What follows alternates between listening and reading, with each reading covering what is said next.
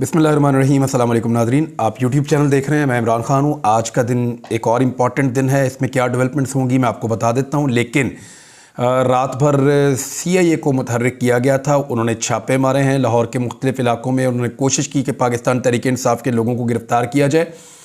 लेकिन मैं एक और चीज़ देख रहा हूँ कि कानून नाफिज करने वाले इदारे भी इस वक्त ये सब कुछ नहीं करना चाहते, और जिस पैमाने पर गिरफ़्तारियाँ करना चाह रहे थे इदारे या सूबाई हुकूमत, जो उन्होंने तय कर लिया था, उतना कोऑपरेट हुआ नहीं और वो मकासद एज सच पूरे नहीं हुए। तो गिरफ़्तारियाँ तो बहुत सारी होनी थी रात को, और बहुत सारे लोगों को पहले से, यानी अब आप समझ गए हैं कि उनको आइडिया हो गया था कि उनके ऊपर रेड आ रही है, तो उन्होंने गिरफ़्तार नहीं होना।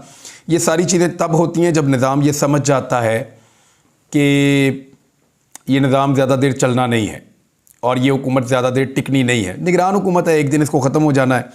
और इनका रवैया भी सब ने देख लिया है।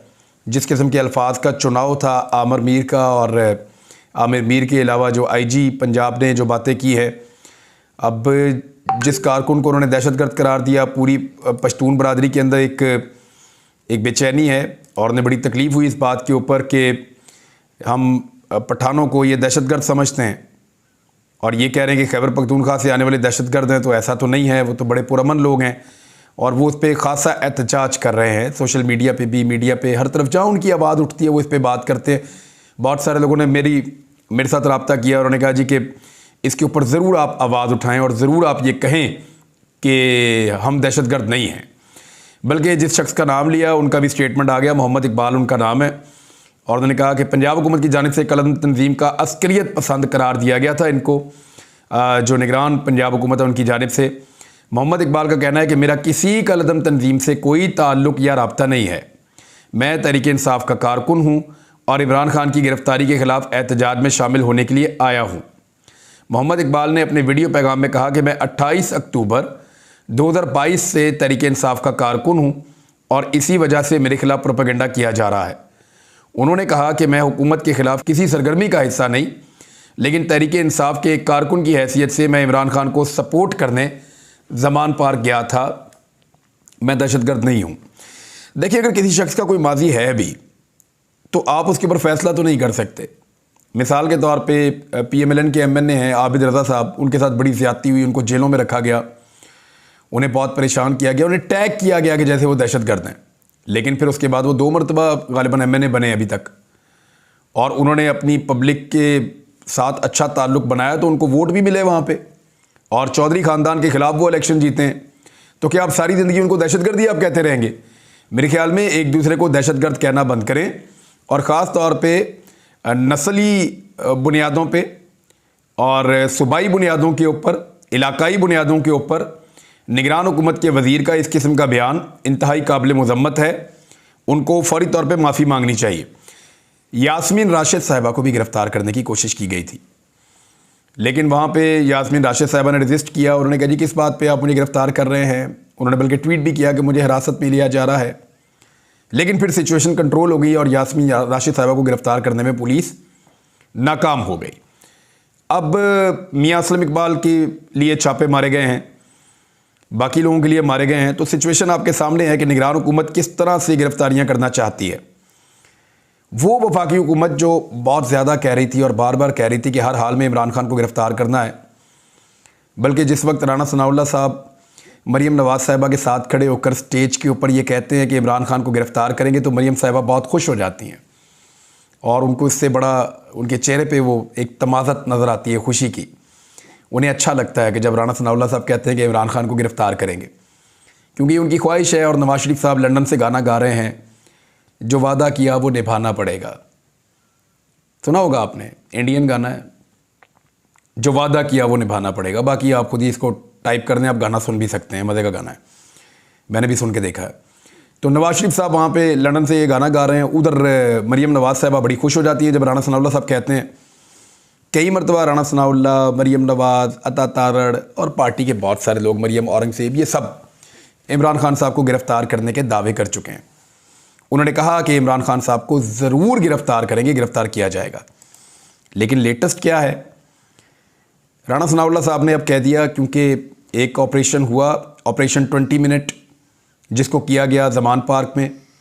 ऑपरेशन 20 मिनट जो है ऑपरेशन 24 आवर में तब्दील हो गया, लेकिन 24 घंटे के बाद भी ऑपरेशन के नताइज हासिल नहीं हुए। तो अब ये जो मनाज़र आ रहे हैं, ये सारी चीज़ें आ रही हैं, इससे नफ़रत पैदा हो रही है सियासतदानों के ख़िलाफ़ अवाम में। उस नफ़रत से अपने आप को बचाने के लिए राना सनाउल्लाह साहब कह रहे हैं कि हमारी तो तरजीह नहीं है इमरान खान को गिरफ़्तार करना। मरीम नवाज़ भी भाग गई। मरीम औरंगज़ेब ने कह दिया कि हुकूमत उन्हें गिरफ़्तार करना ही नहीं चाहती। शहबाज शरीफ ने भी स्टेटमेंट दे दिया कि भाई इमरान खान को गिरफ़्तार मैं नहीं करना चाहता, तो अदालत के वारंट थे। सब के सब भाग गए। एस्टेब्लिशमेंट को ये बात समझनी पड़ेगी कि नवाज शरीफ की ख्वाहिश का साथ उनकी अपनी पार्टी के लोग, उनके अपने लोग भी नहीं दे रहे। जो नवाज शरीफ साहब से मुबैना तौर पे वादा किया गया है, उस वादे की पासदारी में अगर एस्टेब्लिशमेंट कहीं पे जोर लगा रही है, तो उसके साथ तो नवाज शरीफ साहब की अपनी पार्टी खड़ी होने के लिए तैयार नहीं है। तो जब नवाज शरीफ साहब की अपनी पार्टी खड़ी नहीं हो रही, तो फिर एस्टेब्लिशमेंट को क्या ज़रूरत पड़ी है इतना बड़ा ढोल अपने गले में डालने की, जो उनसे बजाया भी नहीं जाएगा बाद में। तो मेरे ख्याल में हुकूमत के भाग जाने की वजह यह है कि हुकूमत ये समझती है कि इससे उनके खिलाफ रिएक्शन आएगा, नफ़रत पैदा होगी, लोग उनको वोट भी नहीं डालेंगे और ये सारी बदनामी उनके गले पड़ेगी। और दूसरा ये है कि ये वो सियासतदान हैं जिन्हें कल को केसेस का सामना करना पड़ेगा। इन्होंने बहुत ज़्यादा जुल्म सितम किया है, बहुत ज़्यादा जबर किया है, जुल्म के पहाड़ तोड़े हैं, फिर इनके अपने करप्शन के केसेस हैं, इनकी अपनी बहुत सारी चीज़ें हैं जो खुल जाएंगी आने वाले वक्त में। ये पहले अपनी गिरफ्तारियां अवॉइड करने के लिए मुख्तलिफ हीले बहाने करते थे और पाकिस्तान तहरीक इंसाफ की हुकूमत जो है वो सख्ती नहीं कर पाती थी, वो करते ही नहीं थे। लेकिन इस मरतबा जब इनके केसेस खुलेंगे तो इनके पास कोई बहाना नहीं होगा। जैसे ही ये कोई बहाना लगाएंगे, हम ये वाले विजुअल्स निकालेंगे जो आजकल हो रहा है और निकाल कर दिखा देंगे भी ऐसे किया जाता है अटैक, ऐसे लाई जाती है पुलिस, ऐसे मंगवाई जाती है रेंजर्स, इस तरीके से की जाती है शेलिंग, ऐसे रबड़ की गोलियां सीधी मारी जाती हैं, ऐसे कारकुनों को निशाने इबरत बनाया जाता है, इस तरीके से ख़वातीन पे आंसू गैस जायज़ है, इस तरीके से आप लोगों की चादर और चार दीवारी का तकद्दुस पामाल करें, लोगों के घरों में घुसें, बेडरूम्स तक जाएं, उन्हें मारें कुटें, जायज़ है। बड़े पैमाने पे आप ऑपरेशंस करके लोगों को घरों से उठा लें, जायज़ है। साफियों के साथ आप जुल्म सितम करें, जायज़ है। अगर आज जो कुछ सारा कुछ हो रहा है, ये कल भी सारा कुछ जायज़ हो सकता है। इस बात को याद रखना पड़ेगा हुकूमती जमातों को। और ऐसा लगता है कि यही खौफ उनको अब सता रहा है कि वक्त तो आना है और हुकूमत हमेशा रहती नहीं है, ये बहुत जल्दी चली जाने वाली चीज़ है। ये कभी भी परमानेंट नवाज शरीफ के पास नहीं रही, परमानेंट कभी जरदारी के पास नहीं रही, कभी भी परमानेंट इमरान खान को तो मिली नहीं। तो ये परमानेंट हुकूमत जो है वो किसी की भी नहीं होती। अवाम फैसला करेंगे, एक नई हुकूमत बन जाएगी। तो इसलिए खौफ पैदा हो गया है। इसहाक डार साहब ने एक स्टेटमेंट दिया है, ये बड़ी अहम खबर है, इस पे गौर कीजिएगा। इसहाक डार साहब ने स्टेटमेंट उस वक्त दिया है जब वज़ीरिस्तान में लोग एहतजाज कर रहे हैं, जब जमात इस्लामी एहतजाज कर रही है, जब सराजुल हक साहब ने स्टेटमेंट दिया है, सेनेटर मुश्ताक साहब ने स्टेटमेंट दिया है, तहरीक इंसाफ के कुछ लोगों ने स्टेटमेंट दिया है, पीटीएम के मंजूर पश्तीन जो हैं उन्होंने एहतजाजी मुजाहरा भी किया है, और वो सब ये कह रहे हैं कि वज़ीरिस्तान में ड्रोन हमला किया गया है जिसमें 2 मासूम बच्चे भी छोटे छोटे शहीद हो गए। वो सब ये कह रहे हैं, जबकि आईएसपीआर का ये कहना है कि ये ड्रोन हमला नहीं था, ये एक ऑपरेशन का नतीजा है। लेकिन जो मकामी लोग हैं वो बज़िद्द हैं और वो बार बार ये कह रहे हैं कि हम अच्छी तरह जानते हैं, हमने खुद देखा है कि ये ड्रोन हमला था। अब ये अगर ड्रोन हमला था तो किसने किया, कैसे हुआ, इसके ऊपर बाकायदा इंक्वायरी होनी चाहिए और हुकूमत का एक मौक़िफ़ इस पे सामने आना चाहिए। लेकिन ऐन इस मौके पे इसहाक डार साहब ने एक स्टेटमेंट दिया है, ये बड़ा खौफनाक स्टेटमेंट है। डार साहब ने कहा कि तवील फासले तक मार करने वाले मिसाइलों को तर्क करने का मुतालबा मुस्तरद कर दिया है। वज़ीर ख़ज़ाना इसहाक डार ने सेनेट के स्पेशल सेशन में यह कहा कि दूर तक मार करने वाले जौहरी मिसाइलों को तर्क करने का मुतालबे को हमने मुस्तरद कर दिया है कि किसी को यह बताने का कोई हक नहीं है कि पाकिस्तान के पास कितनी रेंज के मिसाइल हो सकते हैं। उन्होंने IMF के गैर रवायती रवैये की भी निशानदेही की है। डार ने कहा कोई भी पाकिस्तान के जौहरी या मिसाइल प्रोग्राम पर समझौता नहीं करेगा। अच्छा, ये पहली मरतबा है पाकिस्तान में कि किसी वज़ीर ख़ज़ाना ने एटमी मिसाइलों की रेंज के मामले पर अवामी सतह पर आके बातचीत की है, इससे पहले ऐसा नहीं हुआ। और निजी बातचीत में पाकिस्तानी हुकाम कहते रहते हैं कि एक मगरबी मुल्क है, उसकी तरफ से ये कहा जाता है कि पाकिस्तान के जो तवील फासले तक मार करने वाले एटमी मिसाइल हैं उनके प्रोग्राम को पाकिस्तान तर्क करे। ये एक मुतालबा है। और यानी अब आप गौर करें ये मुतालबा क्यों है। इंडिया जो है वो एक ऐसा मुल्क है जिसकी चौड़ाई काफ़ी ज़्यादा है। पाकिस्तान को अगर आप देखें तो पाकिस्तान की यूँ ऐसे तो पाकिस्तान काफ़ी लंबा है, पहाड़ों से लेके अगर खैबर पख्तूनख्वा से आप सिंध तक जाते हैं, बलूचिस्तान तक जाते हैं तो ऐसे है, लेकिन पाकिस्तान की जो चौड़ाई है वो कम है।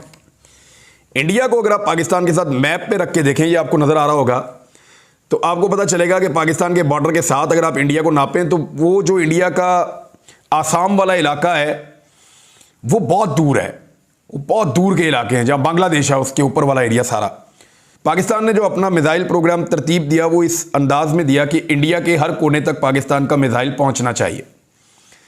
अब जब पाकिस्तान का मिसाइल इंडिया के आखिरी कोने तक पहुंचता है ना, तो उस वक्त अगर आप रेडियस बनाते हैं तो पाकिस्तान की रेंज में यूरोप और कुछ इजराइल और दूसरे मुल्क भी आ जाते हैं। अब इसराइल को इसके ऊपर तशवीश होती है, कुछ यूरोपीय ममालिक को इसके ऊपर तशवीश होती है, और बार बार पाकिस्तान को कहा जाता है कि वो अपनी रेंज को महदूद कर ले। जो एटमी सलाहियत है, एटमी मिसाइल की जो रेंज है, उसमें जो दूर तक मारने वाले मिसाइल हैं उनकी रेंज को पाकिस्तान महदूद कर ले। अब ये इंडिया की रेंज कितनी है, ये पाकिस्तान से कई गुना ज़्यादा है। वो इसलिए कि इंडिया के साथ एक मुल्क चाइना है जो इंडिया से भी आगे रकबे में बहुत दूर तक है। तो जब चाइना को पूरे को रेडियस में लेता है इंडिया, तो पूरा यूरोप उसके रेडियस के अंदर आ जाता है, और वो पाकिस्तान से भी आगे तक उसकी रेंज जाती है। और इंडिया का चाइना के साथ एक फड्डा है, इसलिए उन्होंने चाइना के एक एक इंच को रेंज में लिया हुआ है। तो इंडिया को कभी मना नहीं किया गया, लेकिन पाकिस्तान को किया जाता है। और इस वक्त IMF की जानिब से क्या एक दबाव पाकिस्तान पर डाला जा रहा है, ये सवालात उठाए जा रहे थे। अब इसका जवाब जो है वो इसहाक डार साहब ने ये दिया है, जवाब दिया है या नुक्ता उठाया है, लेकिन पाकिस्तान पे ये दबाव है। हुकूमत पाकिस्तान की कोई भी हो, मैं हर हुकूमत से ये उम्मीद करता हूँ कि वो पाकिस्तान के तो वफादार ही रहेंगे और इस किस्म की चीज़ों को रूल बैक नहीं करेंगे। हाँ, एक ड्रोन हमला जो हुआ है वो पाकिस्तान की सालमियत और ख़ुद मुख्तारी का मामला है, मुबैना ड्रोन हमला मैं कह रहा हूँ, उसके ऊपर मज़ीद क्लैरिटी आनी चाहिए। एक और ख़बर है, सिर्फ ख़बर मैं आपको सुना देता हूँ कि जब इमरान खान और हुकूमती मशीनरी का ज़मान पार्क में एक पूरा का पूरा एक ऑपरेशन चल रहा था इमरान खान साहब के ख़िलाफ़, और हमारी तवज्जो सबकी उधर थी, तो एक और ख़बर आई थी, वो ख़बर मिस हो गई। मैं आपको बता देता हूँ कि पाकिस्तान की अफवाज के लिए, फ़ौज पाकिस्तान के लिए 45,000 एकड़ से ज़्यादा अराज़ी जो है वो भक्कर में, खुशाब में और साहिवाल के अज़ला में मुख्तस किया गया है फ़ौज के लिए, जहाँ पे कारपोरेट फार्मिंग की जाएगी। तो ये खबर थी, मैंने कहा मैं आपके साथ शेयर कर दूं, क्योंकि पीछे ऑपरेशंस के माहौल रहे तो मैं आपको बता नहीं पाया कि फ़ौज को 45,000 एकड़ ज़मीन जो है वो अलॉट की गई है, दी गई है उनको, और उसमें कॉरपोरेट फार्मिंग की जाएगी। कहाँ पे? भक्कर में, खुशाब में और साहिवाल में। इसके अलावा इमरान खान साहब के हवाले से एक और इम्पॉर्टेंट खबर जो आज होने जा रहा है वो ये है कि बहुत सारे लोग सवाल पूछ रहे थे कि इमरान खान साहब के पास जब बेल नहीं होगी, 11 बज जाएंगे, तो क्या वो गिरफ्तार हो जाएंगे। तो स्ट्रेटजी मैं आपको बता देता हूँ कि आज इमरान खान के वकला क्या करने वाले हैं। वो 2 किस्म की बेल्स अप्लाई करेंगे इमरान खान साहब के लिए। 4 मुकदमात इमरान खान साहब पे नए दर्ज हुए हैं लाहौर के अंदर। ज़िले शाह के कत्ल का मुकदमा, फिर जब वो रैली निकालनी थी, दफ़ा 144 का मामला था, तब वो एक मुकदमा हुआ था जिसमें ज़िले शाह का कत्ल भी शामिल था। फिर कत्ल को छुपाने वाले एक बना के एक और मुकदमा, फिर बाद में एक मुकदमा और दर्ज किया गया, और अब ये जो मुकदमा दर्ज किया गया है जिसमें कोई 20 के करीब दफ़ात शामिल की गई हैं। ये जो 24 घंटे लड़ाई होती रही इसके नतीजे में, तो इस तरह ये 4 मुकदमात इमरान खान साहब के ख़िलाफ़ लाहौर में दर्ज किए गए हैं। इन 4 मुकदमात में और एक इमरान खान साहब के ख़िलाफ़ अरेस्ट वारंट मौजूद हैं इस्लामाबाद की कोर्ट के, उनमें इमरान खान साहब को रिलीफ चाहिए। तो वकला क्या करने वाले हैं, एक तो प्रोटेक्टिव बेल के लिए अप्लाई करेंगे कि इमरान खान साहब को पहले से बेल दी जाए ताकि वो शामिल तफ्तीश हो सकें इन मुकदमात के अंदर, उनके लोग, और वो जाके उनके वकला तफ्तीश के अंदर शामिल हों और हक़ाइक़ सामने आएँ। और दूसरा एक ट्रांजिट बेल के लिए भी अप्लाई करेंगे ताकि इमरान खान साहब को इस्लामाबाद पुलिस आकर गिरफ़्तार ना करे और वो हाई कोर्ट से ये सहूलत देते हुए वहाँ जाकर अदालत के अंदर पेश हो जाए 18 तारीख को। वहाँ पे सिक्योरिटी के बड़े सीरियस इश्यूज़ हैं, लेकिन इसके बावजूद इमरान खान साहब चाहते हैं कि वो पेश हो जाएं अदालत के अंदर। उन्होंने क्योंकि इसके लिए लिख कर दे रखा है और ये गारंटी मौजूद है, लिहाजा इमरान खान साहब पेश हो जाएंगे। और कानूनी नुक्ता नज़र से मैं आपको ये बता दूं कि वकला का ये मानना है, कानूनदान जितने भी हैं उन सब ने यही कहा है कि जब इमरान खान साहब अदालत में बग़ैर गिरफ़्तारी के पेश हो जाएंगे तो उनकी पेशी के साथ ही उसी लम्हे ये वारंट जो हैं वो फौरी तौर पे ख़त्म हो जाएंगे। ज़मान पार्क में गुज़िश्ता रात बहुत बड़े बड़े काफ़िले पहुँचे हैं। वो लोग जो बहुत दूर दराज के इलाकों से निकले थे वो सारे ज़मान पार्क पहुँच गए हैं और बड़ी तादाद में ज़मान पार्क पहुँचे हैं। IG के साथ जो मुलाकात हुई पाकिस्तान तहरीक इंसाफ के लोगों की कल रात, फवाद चौधरी, असद उमर, शाह महमूद कुरैशी साहब की क़यादत में मिले, तो उसमें IG साहब ने कहा, IG पंजाब ने, कि अगर अदालत हमें कहती है तो फिर हमारे पास कोई रास्ता नहीं होगा गिरफ़्तार करने के अलावा, क्योंकि अदालत का हमें हुक्म मानना पड़ेगा, हमारे पास और कौन सा रास्ता है। तो इस पर फवाद चौधरी साहब ने और जो उनके साथ साथी मौजूद थे, असद उमर साहब ने भी और शाह महमूद कुरैशी साहब ने भी काफ़ी गिले शिकवे किए कि हमारे साथ जो किया गया हमारे लोगों के साथ, दूसरी तरफ से IG साहब ने भी किए। तो अच्छी बात यह है कि बैठ के उनकी बातचीत हुई है और ये तय हुआ है कि अदालत के अंदर जो चीज़ तय हो जाएगी हाई कोर्ट में, उसके मुताबिक फिर आगे बढ़ेंगे। तो नाज़रीन, अब तक के लिए इतना ही। अपना ख्याल रखिएगा, अपने इस चैनल का भी। अल्लाह हाफ़िज़।